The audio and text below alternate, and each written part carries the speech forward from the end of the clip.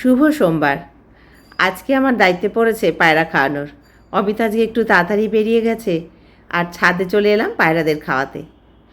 তো আমার দ্বারা আর হলো না, এত বেশি ঝাপড়াঝাপড়ি করছে। ঐশ্বর্যকে বললাম তুই একটু জলটা দিয়ে দে, তাইও জল দিয়ে দিচ্ছে। আর স্নান তো আমার এখনো হয়নি, পুজো করব। তো যাওয়া পথে একটু বেলপাতাও নিয়ে যাব। আর ওদের মজাটা আমি শুধু দেখি, দেখো কিভাবে খাচ্ছে আর একে ওকে ঠোকর দিচ্ছে। ধপ ধপে দুটো সাদা পায়রা দেখছি এসছে। অনেক দিন পর আমি পায়রা খাওয়াতে এলাম, জানো তো। এই কাজটা কিন্তু অমিতেরই থাকে।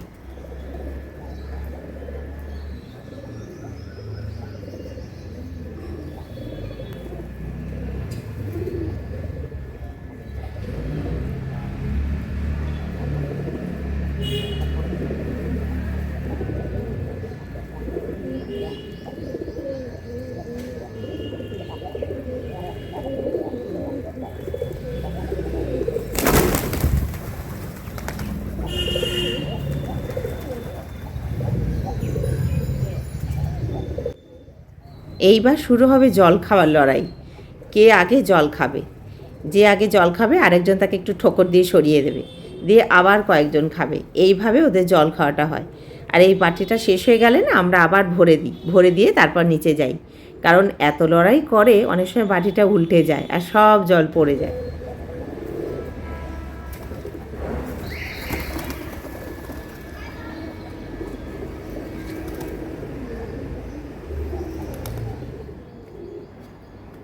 ছাদে এলে এই গাছটাকে দেখলে আমার ভারী ভালো লাগে। সবুজ পাতায় ভরে গেছে। আর ওই যে দেখো আকাশটার অবস্থা বেশ কালো হয়ে আসছে। কি জানি বৃষ্টি হবে কি না। রোদ্দুর এখনও আছে হালকা, তবে হয়তো বৃষ্টি হলেও হতে পারে। দু একটা পায়রা কিন্তু এখনও যায়নি। খাওয়ার পরেও এই যে বসে আছে, চাতালটার উপরে বসে বসে খেলা করবে। যদিও সারাদিনই কিন্তু ওরা এখানে খেলাধুলোই করে, কোথাও যায় না। মাঝে মাঝে আসে, একটু জল খায়, আবার চলে যায়। যাই হোক, সোমবারের পুজো আমার হয়ে গেছে। আর সকালবেলা তো মেয়ে অফিসেও বেরিয়ে গেছে। তো এখন রান্নার দিকে যাব, রান্নাবান্না সারবো।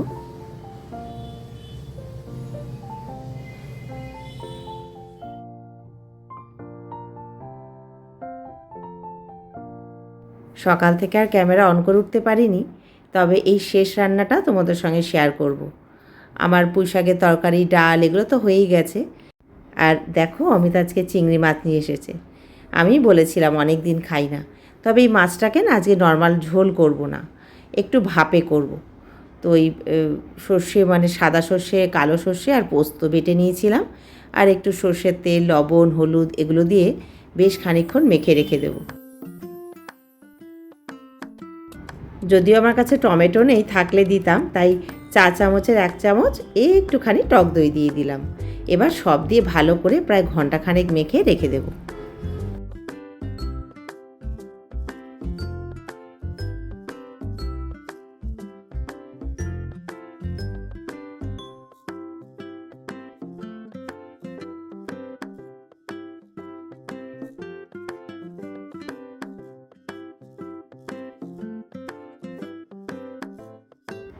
1 ঘন্টা মতো আমি মেখে রেখে দিয়েছিলাম।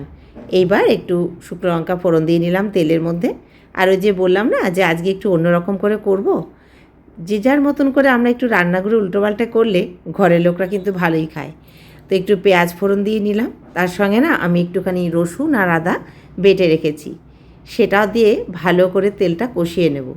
আজকে আমি চিংড়ি মাছটা ভাজবো না, মশলাটাকে শুধু কষিয়ে নিচ্ছি।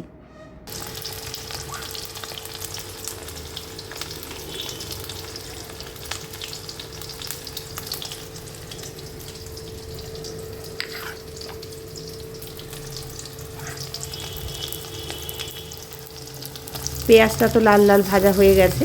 এবার রসুন আর আদা বাটাটা দিয়ে দিলাম। এটা দিয়ে ভালো করে কষে নেব। আর যেহেতু মশলাটা আগে কষে নিচ্ছি, এটা কোনো কাঁচা গন্ধটাও থাকবে না। আর আমাদের ঘরে আবার আমার হাজব্যান্ড যদি কোনো কিছুর কাঁচা গন্ধ পায় একদম খেতে পারে না, তাই জন্য একটুখানি কষিয়ে নিলাম। ব্যাস মোটামুটি হয়ে গেছে। এবার দুটো চেরা কাঁচা লঙ্কা দেব, কারণ আমি অলরেডি সর্ষের মধ্যে লঙ্কা দিয়েছি, রসুন বাটার মধ্যে লঙ্কা দিয়েছি, সেজন্য বেশি ঝাল হয়ে যাবে, কেউ খেতে পারবে না।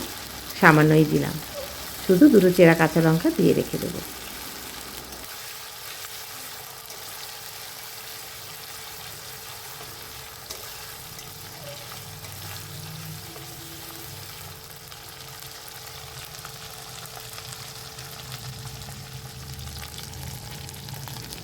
এইবার দেখো কষানো মশলাটার মধ্যে দিয়ে দিলাম মেখে রাখা চিংড়ি মাছ। এটা ওই যে বললাম ভাজবো না, হালকা করে নাড়াচাড়া করে সামান্য বাটি ধোয়া জল দিয়ে ঢেকে দেব, ওভাবেই ভাপিয়ে নেব।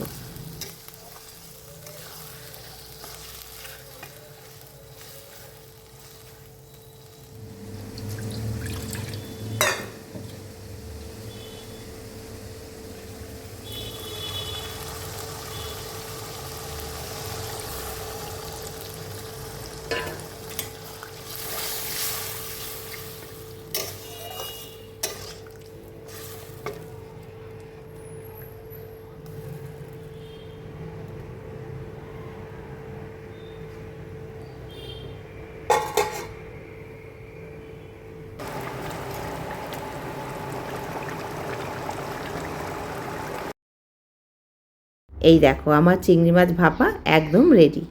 চলো এবার বাটিতে ঢেলে নিই, তারপরে সবার খাওয়া দাওয়ার তোড়জোড় করি।